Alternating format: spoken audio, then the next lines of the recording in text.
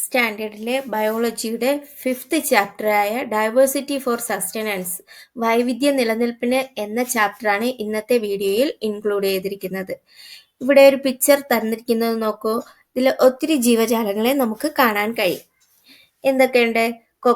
കൊക്കിന്റെ വായിൽ ഒരു മീൻ ഇരിപ്പുണ്ട്, അതുപോലെ ഫ്രോഗ് ഉണ്ട്, പുഴുക്കളുണ്ട്, പൂമ്പാറ്റയുണ്ട്, ഈഗിളുണ്ട്, ഈഗിളില് സ്നേക്കിനെ പിടിച്ചിട്ടുണ്ട്. അപ്പോൾ ഇവയെല്ലാം ഈ ജീവജാലങ്ങൾ, ഈ വൈവിധ്യമാർന്ന ജീവജാലങ്ങൾ കൊണ്ട് നിറഞ്ഞതാണ് നമ്മുടെ ഭൂമി എന്ന് പറയുന്നത്. പക്ഷെ ഈ ജീവജാലങ്ങളെല്ലാം ഒറ്റയ്ക്കാണോ നിൽക്കുന്നത്? അല്ല, ഇവയ്ക്കെല്ലാം പരസ്പര ആശ്രയത്വം വേണം, അല്ലേ? ഇപ്പൊ കൊക്കിനെ തന്നെ നോക്കിയാൽ അതിന്റെ വായില് ഫിഷ് ഇരിക്കുന്നു. അതുപോലെ തന്നെ ഫ്രോഗ് പുഴുവിനെ ഭക്ഷിക്കുന്ന ഫ്രോഗ്, അതുപോലെ പൂമ്പാറ്റ തേൻ കുടിക്കുന്ന പൂമ്പാറ്റ, ഇതെല്ലാം ചേർന്നതാണ് ഈ വൈവിധ്യമാർന്ന ലോകം എന്ന് പറയുന്നത്. അതായത് പ്രകൃതിയുടെ സൗന്ദര്യത്തിന് മാറ്റുകൂട്ടുന്ന ജീവികളുടെ സാന്നിധ്യം വൈവിധ്യമാണ്. ഈ ജീവരൂപങ്ങളെല്ലാം തമ്മിൽ പരസ്പരം ആശ്രയിച്ചാണ് ജീവിക്കുന്നത്, അല്ലെ? ചിത്രം നോക്കുമ്പോൾ തന്നെ നമുക്ക് മനസ്സിലാക്കാം. Diversity of organism adds charm to nature. Life forms are diverse, but no organism in nature exists in isolation. ജീവരൂപങ്ങൾ വ്യത്യസ്തമാണെങ്കിലും പ്രകൃതിയിലുള്ള ഒരു ജീവിയും ഒറ്റപ്പെട്ടല്ല നിലനിൽക്കുന്നത്. നോക്കാം.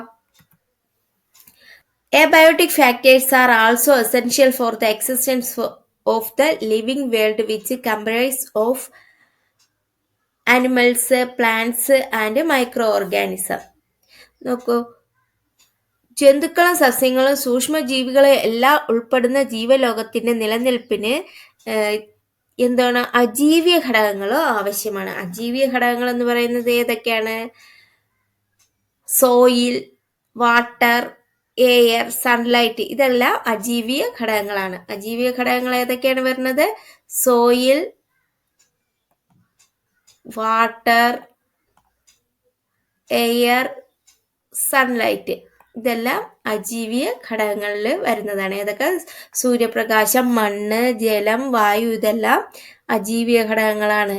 Abiotic factors: sunlight, soil, water, air. ഇപ്പൊ നോക്കൂ, biosphere is a part of a earth where life exist. It expended to soil, atmosphere and water.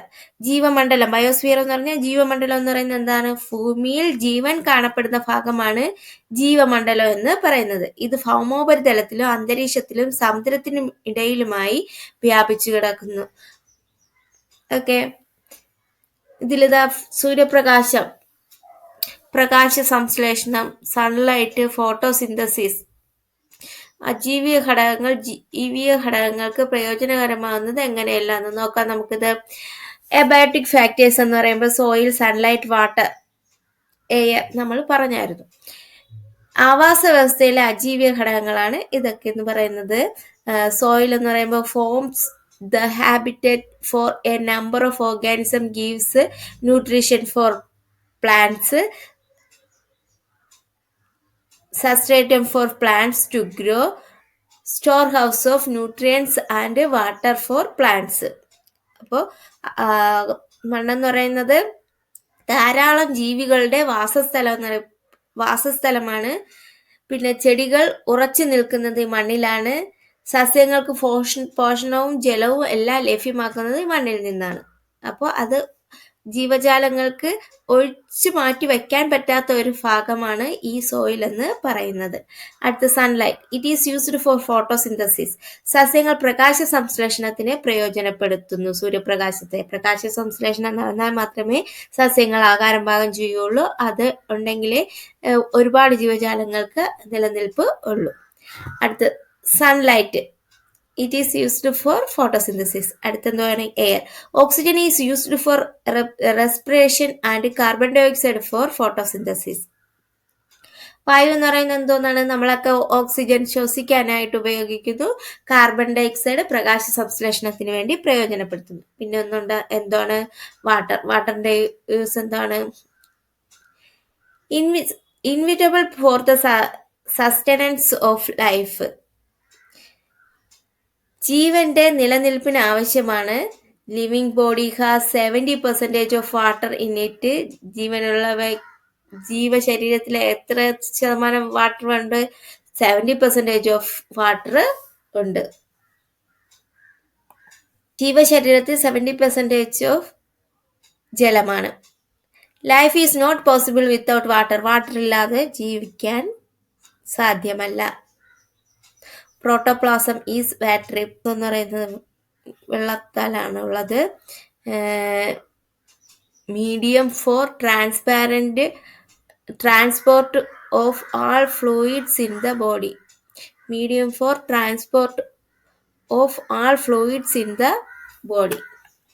Okay, അടുത്ത് നോക്കുക, ecology.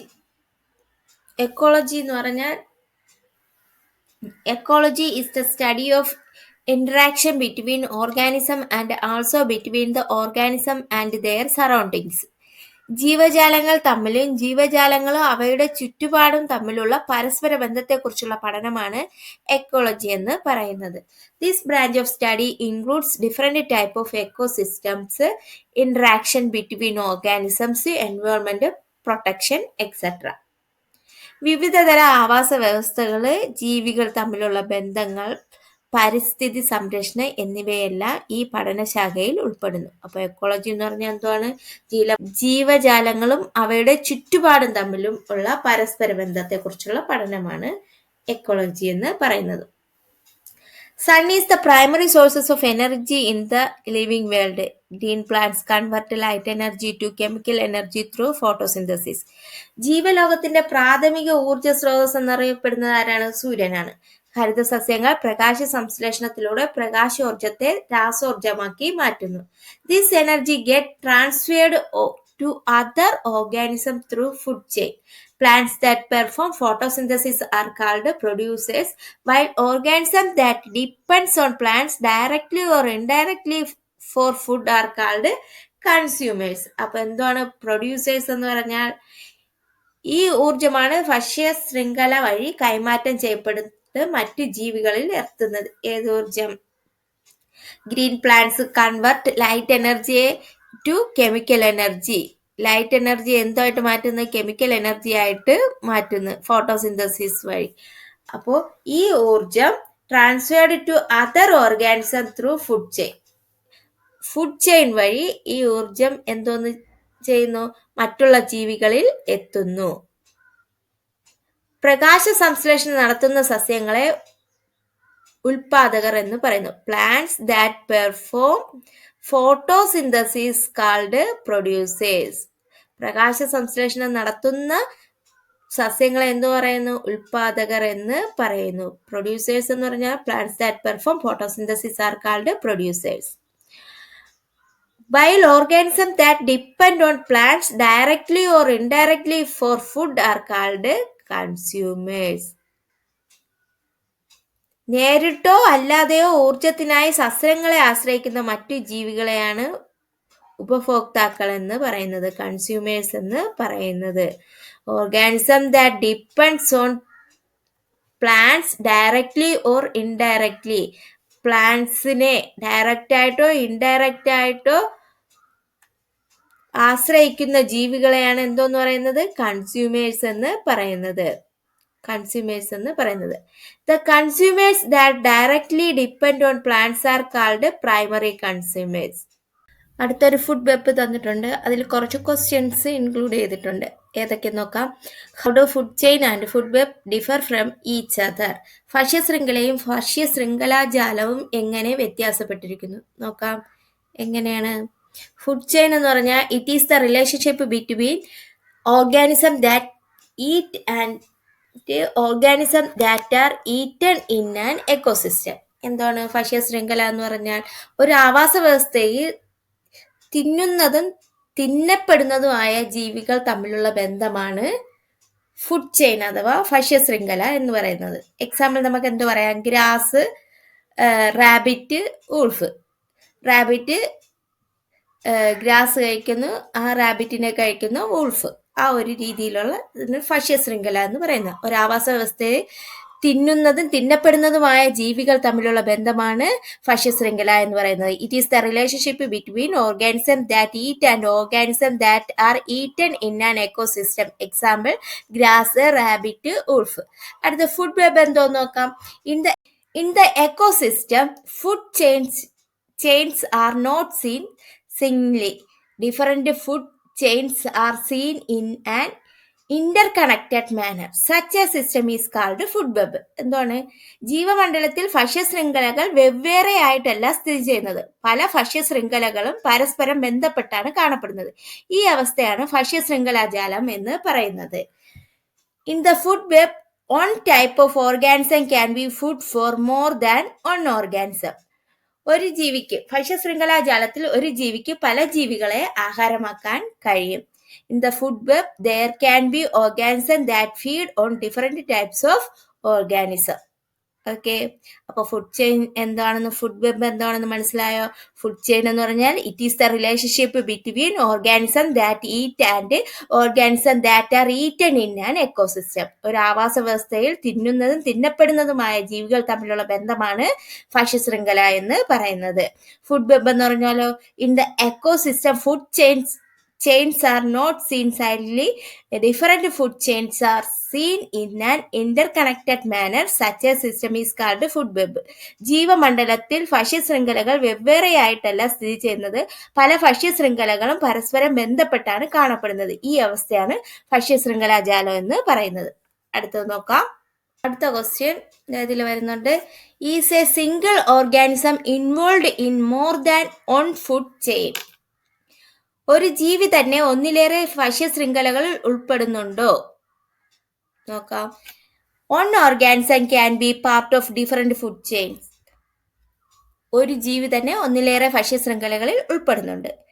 നമുക്ക് കുറച്ച് ഭക്ഷ്യശൃംഖല example കൊടുത്തിട്ടുണ്ട്. Grass hopper, frog, snake. പുല്ല്, പുൽച്ചാടി, തവള, പാമ്പ്. പുല്ല് തിന്നുന്ന പുൽച്ചാടി, പുൽച്ചാടിയെ തിന്നുന്ന തവള, തവളയെ കഴിക്കുന്ന പാമ്പ്. Grass hopper, frog, snake. രണ്ടാമത്തേത് ഗ്രാസ്, സ്നെയില്, ഫ്രോഗ്, ഈഗിൾ. ഏതൊക്കെ? നെല്ല്, ഒച്ച്, തവള, പരുന്ത്. നെല്ല് തിന്നുന്ന ഒച്ചു, ഒച്ചിനെ കഴിക്കുന്ന തവള, തവളയെ കഴിക്കുന്ന പരുന്ത്. അടുത്ത് ഗ്രാസ്, റാബിറ്റ്, സ്നേക്ക്, വൾച്ചർ. പുല്ല്, മുയൽ, പാമ്പ്, കഴുകൻ. മാവ്, പുൽച്ചാടി, ഓന്ത്, പാമ്പ്. ഇവിടെ grass, snake, frog etcetera can be found in different food chain. ഗ്രാസും ഫുഡും ഫ്രോഗും ഒക്കെ വേറെ ഫുഡ് ചെയിനിൽ വരുന്നുണ്ട്. ഏതൊക്കെ? പുൽച്ചാടി, തവള, പാമ്പ് എന്ന് പറയുന്നത് ഒന്നിലേറെ ഭക്ഷ്യശൃംഖലകളിൽ ഉൾപ്പെടുന്നതാണ്. അപ്പൊ ഈ single organism involve in more than on food chain. Yes, ഒരു ജീവി തന്നെ ഒന്നിലേറെ ഭക്ഷ്യശൃംഖലകളിൽ ഉൾപ്പെടുന്നുണ്ടോ? ഉണ്ട്. ഓക്കെ, അടുത്ത ക്വസ്റ്റ്യൻ നോക്കാം.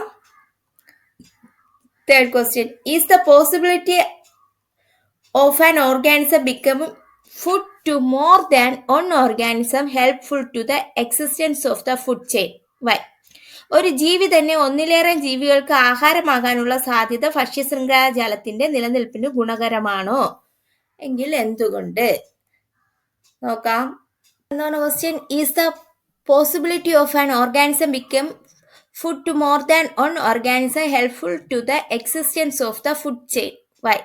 ഒരു ജീവി തന്നെ ഒന്നിലേറെ ജീവികൾക്ക് ആഹാരമാകാനുള്ള സാധ്യത ഭക്ഷ്യശൃംഖലാജാലത്തിൽ നിലനിൽപ്പിന് ഗുണകരമാണോ? എന്തുകൊണ്ട്? In a food web, organism can be part of different food chains. ഒരു ജീവി തന്നെ ഒന്നിലേറെ ഭക്ഷ്യശൃംഖലകളിൽ ഉൾപ്പെടുന്നത് കൊണ്ട് in a food web, organism can be part of different food chains. For example, grasshopper, rat, and deer feed on grass. Even if one of these consumers is absent, grass is not left unused. ഒരു ജീവി ഒന്നിലേറെ ഭക്ഷ്യശൃംഖലകളിൽ ഉൾപ്പെടുന്നത് കൊണ്ടാണ് പ്രകൃതിയിൽ ഭക്ഷ്യശൃംഖലാജാലം രൂപപ്പെട്ടിരിക്കുന്നത്. ഒരു ജീവി ഒന്നിലേറെ ജീവികൾക്ക് ആഹാരമാകാനുള്ള സാധ്യത ഭക്ഷ്യശൃംഖലാജാലത്തിന്റെ നിലനിൽപ്പിന് ഗുണകരമാണ്. ഓരോ ജീവിയുടെ ക്രമാതീതമാകാതിരിക്കാൻ ഇത് സഹായിക്കുന്നു. In a food web, organism can be part of different food chains. For example, grasshopper, rat, and a deer feed on grass. Even if one of these consumers is absent, grass is not left unused. അപ്പോൾ ഒരു ജീവി ഒന്നിലേറെ ഭക്ഷ്യശൃംഖലകളിൽ ഉൾപ്പെടുന്നത് കൊണ്ടാണ് പ്രകൃതിയിൽ ഭക്ഷ്യശൃംഖലാജാലം രൂപപ്പെട്ടിരിക്കുന്നത്. ഒരു ജീവി ഒന്നിലേറെ ജീവികൾക്ക് ആഹാരമാകാനുള്ള സാധ്യത ഭക്ഷ്യശൃംഖലാജാലത്തിന്റെ നിലനിൽപ്പിന് ഗുണകരമാണ്. ഇപ്പോൾ ഗ്രാസ് കൊണ്ട് ജീവികൾ even it one of these consumers is absent, grass is not left unused. Consumers ഇല്ല എന്നുണ്ടെങ്കിൽ ഗ്രാസ് കൊണ്ട് അധിക യൂസ് ഒന്നും ഇല്ല. The food is grass goes to the grasshopper to the chameleon, and from there reaches the kite through the snake. The snake can be food for the kite also. Because of this interrelationship, there is a balanced condition in the ecosystem. ഇപ്പോൾ ഗ്രാസിനെ തിന്നുന്ന grass ക്യാമലിയൻ കഴിക്കുന്ന ആ ക്യാമലിയനെ കൈറ്റിനെ snake ഒക്കെ കഴിക്കുന്നു. അപ്പോൾ ഇത് തമ്മിലൊരു Inter connection ഉണ്ട്. അങ്ങനെയുള്ള ഈ ബാലൻസ്ഡ് കണ്ടീഷനാണ് എക്കോത്തിന്റെ ഈ ഫുഡ് വെബിന്റെ റിലേഷൻഷിപ്പിന് കാരണം തന്നെ. ഓക്കെ, ഒരു ജീവി ഒന്നിലേറെ ജീവികൾക്ക് ആഹാരമാകാനുള്ള സാധ്യത ഭക്ഷ്യശൃംഖലാജാലത്തിന്റെ നിലനിൽപ്പിന് ഗുണകരമാണ്. ഓരോ ജീവിയുടെയും എണ്ണം ക്രമാതീതമാകാതിരിക്കാൻ ഇത് സഹായിക്കുന്നു. അടുത്ത question, how does the variation in the number of particular organisms in the food chain affect the existence of other organisms? ഭക്ഷ്യശൃംഖലാജാലത്തിൽ കണ്ണിയായ ഏതെങ്കിലും ജീവിയുടെ എണ്ണത്തിലുണ്ടാകുന്ന ഏറ്റക്കുറച്ചിലുകൾ മറ്റു ജീവികളുടെ നിലനിൽപ്പിനെ എങ്ങനെ ബാധിക്കുമെന്നാണ് നോക്കാം. Every organism in A food web has food relationship with other organism. If a carnivore is removed from the ecosystem, the number of animals that it used to eat increase. This is not good. In the same way, there will be bad effect if herbivores are removed. One is that plants will have abnormally increased. അപ്പോൾ ഭക്ഷ്യശൃംഖലാജാലത്തിലെ ഓരോ ജീവിയും മറ്റ് ജീവികളുമായി ബന്ധം നിലനിർത്തുന്നുണ്ട്. ഒരു മാംസഭോജിയെ ഭക്ഷ്യശൃംഖലാജാലത്തിൽ നിന്ന് നീക്കം ചെയ്താൽ അത് തിന്നുന്ന ജീവികളുടെ എണ്ണം ക്രമാതീതമാകുന്നു. അതുപോലെ സസ്യഭോജികൾ നീക്കം ചെയ്യപ്പെട്ടാൽ രണ്ട് പ്രത്യാഘാതങ്ങൾ ഉണ്ടാകും. ഒന്ന്, സസ്യങ്ങൾ ക്രമാതീതമാകുകയും രണ്ടാമത് മാംസഭോജികൾക്ക് ആഹാരമില്ലാതാവുകയും. ഇങ്ങനെ ഭക്ഷ്യശൃംഖലാജാലത്തിൽ നിന്ന് ഒന്ന് നീക്കം ചെയ്യപ്പെട്ടാൽ അത് മറ്റ് ജീവികളുടെ നിലനിൽപ്പിനെ പ്രതികൂലമായി ബാധിക്കും. മെയിനായിട്ട് എന്താ പറയാ, secondary carnivores won't have enough food, so removal of any organism from an ecosystem will cause harm to the ecosystem. ഭക്ഷ്യശൃംഖലാജാലത്തിൽ നിന്ന് ഒന്ന് നീക്കം ചെയ്യപ്പെട്ടാൽ അത് മറ്റ് ജീവികളുടെ നിലനിൽപ്പിനെ പ്രതികൂലമായി ബാധിക്കും. അപ്പോൾ എന്താണ്, ഓരോ ജീവിയും എന്ന് പറയുന്നത് മറ്റൊരു ജീവികളുമായി ഭക്ഷണബന്ധം നിലനിർത്തുന്നതുകൊണ്ടാണ്. അതുപോലെ തന്നെ മാംസഭോജിയായാലും സസ്യഭോജിയായാലും അവയെല്ലാം നിലനിന്നാൽ മാത്രമേ മറ്റുള്ളവയ്ക്കും നിലനിൽപ്പ് ഉള്ളൂ. ഓക്കെ, ട്രോപ്പിക് ലെവൽ, പോഷകതലങ്ങൾ. The term indicates the position of an organism in the food chain. ഭക്ഷ്യശൃംഖലയിലെ ഒരു ജീവിയുടെ സ്ഥാനത്തെ കുറിക്കുന്ന പദമാണ് പോഷണതലം എന്ന് പറയുന്നത്. Since the food chain starts with plants, food chain start ചെയ്യുന്നത് ഏതിൽ നിന്നാണ്? പ്ലാന്റ്സിൽ നിന്നാണ്. They represent the first tropic level. അതുകൊണ്ട് തന്നെ അവയെ എന്തോന്ന് പറയുന്നു? ഫസ്റ്റ് ട്രോപ്പിക് ലെവൽ എന്ന് പറയുന്നു. ഒന്നാം പോഷണതലത്തിൽ പെടുത്തുന്നത് ആരെയാണ്? പ്ലാന്റ്സിനെ. Herbivores that derive food directly from plants are included in the second tropic level. ഹെർബിവേഴ്സിനെ സെക്കൻഡ് ട്രോപ്പിക് ലെവലിലാണ് ഉൾപ്പെടുത്തിയിരിക്കുന്നത്.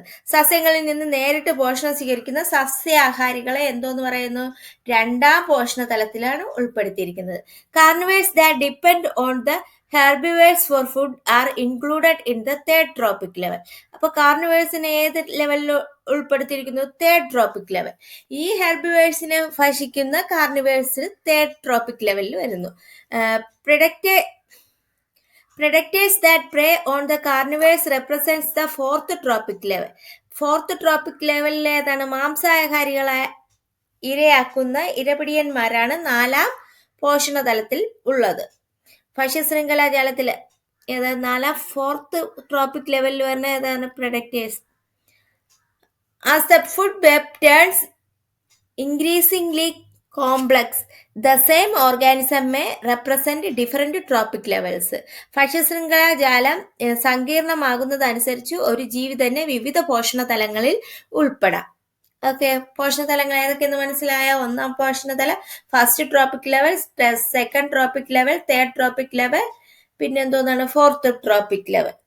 ഒക്കെ അടുത്ത നമുക്ക് complete the illustration by including the organism of food web and various trophic level. ഓരോ ട്രോപ്പിക് ലെവലിൽ ഉൾപ്പെടുത്താനാണ്. നോക്ക്, tertiary consumers, those who feed on carnivores too. അപ്പൊ ഏറ്റവും താഴത്തെ നോക്ക്, പ്രൊഡ്യൂസേഴ്സ്, പ്ലാന്റ്സ് ആണ് ഫസ്റ്റ് ട്രോപ്പിക് ലെവലിൽ വരുന്ന. പാഡി, ഗ്രാസ് ഒക്കെ വരുന്നത് ഫസ്റ്റ് ട്രോപ്പിക് ലെവലിലാണ്. സെക്കൻഡ് ട്രോപ്പിക് ലെവലിൽ വരുന്നത് എന്തോന്നാണ്? പ്രൈമറി കൺസ്യൂമേഴ്സ് എന്ന് പറയുക. അത് ഹെർബിവേഴ്സിൽ വരുന്നതാണ്. ഏതൊക്കെ വരും? Rat, grass hopper, dare, squirrel, rabbit ഒക്കെ ഈ സെക്കൻഡ് ട്രോപ്പിക് ലെവലിൽ വരാം. തേർഡ് ട്രോപ്പിക് ലെവൽ എന്ന് പറഞ്ഞാൽ ഇവയെ ഭക്ഷിക്കുന്നത് ആരൊക്കെ? സെക്കൻഡറി കൺസ്യൂമേഴ്സ് എന്ന് പറയും. കാർണിവേഴ്സ് ആണ്. കാലോട്സ്, ഫ്രോഗ്, സ്നേക്ക്, ടൈഗർ, ഈഗിളൊക്കെ ഏതിൽ വരും? തേർഡ് ട്രോപ്പിക് ലെവലിൽ വരും. അടുത്ത് ടെറിട്ടറി കൺസ്യൂമേഴ്സ് എന്ന് പറയുന്നത് those who feed on carnivores too. ഏതൊക്കെ? സ്നേക്ക്, ഈഗിൾ, ടൈഗർ ഒക്കെ ഏതിൽ വരാം? ടെറിട്ടറിയിൽ വരാം. ഓക്കെ, അപ്പോൾ ആദ്യത്തത് നെൽച്ചെടി, പുൽച്ചെടിയൊക്കെ സസ്യങ്ങൾ, അത് 1ാമത്തെ പോഷണതലം. രണ്ടാമത്തേൽ എലി, പുൽച്ചാടി, മാൻ, അണ്ണാൻ, മുയലൊക്കെ 2ാമത്തെ പോഷണതലത്തിൽ വരുന്നതാണ്. ദ്വിതീയ ഉപഭോക്താക്കൾ ഓർ മാംസാഹാരികൾ 3ാമത്തെ പോഷണതലത്തിൽ വരുന്നത്. ഓന്ത്, തവള, പാമ്പ്, കടുവ, പരുന്ത് എന്നിവ. 4ാമത്തെ തൃതീയ ഉപഭോക്താക്കൾ, അതായത് 4ാമത്തെ പോഷണതലത്തിൽ വരുന്ന പാമ്പ്, പരുന്ത്, കടുവയൊക്കെ 4ാമത്തെ പോഷണതലത്തിൽ വരുന്നതാണ്. ഓക്കെ, എത്രയും കാര്യങ്ങൾ മനസ്സിലായോ? ഇത്രയുമാണ് ഇന്നത്തെ വീഡിയോയിൽ ഉൾക്കൊള്ളിച്ചിരിക്കുന്നത്. ഇതിൻ്റെ ബാക്കി മറ്റൊരു വീഡിയോയിലൂടെ നമുക്ക് കാണാം. നിങ്ങൾക്ക് എൻ്റെ വീഡിയോ പ്രയോജനപ്രദമെങ്കിൽ ലൈക്ക് ചെയ്യുക, ഷെയർ ചെയ്യുക, സബ്സ്ക്രൈബ് ചെയ്യുക. Okay, thank you.